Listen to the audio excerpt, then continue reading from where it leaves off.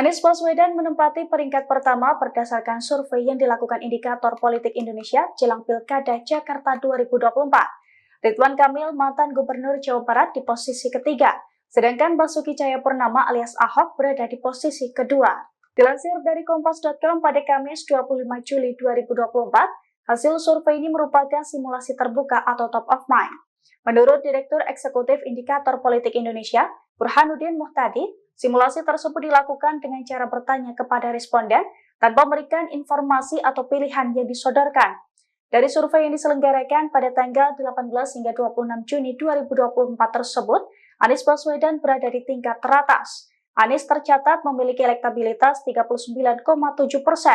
Kemudian disusul Ahok 23,8% dan Ridwan Kamil 13,1%.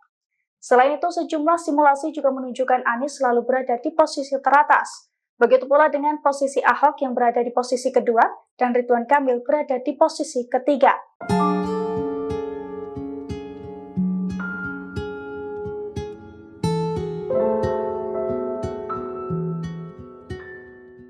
Sekarang menghadirkan lokal menjadi Indonesia.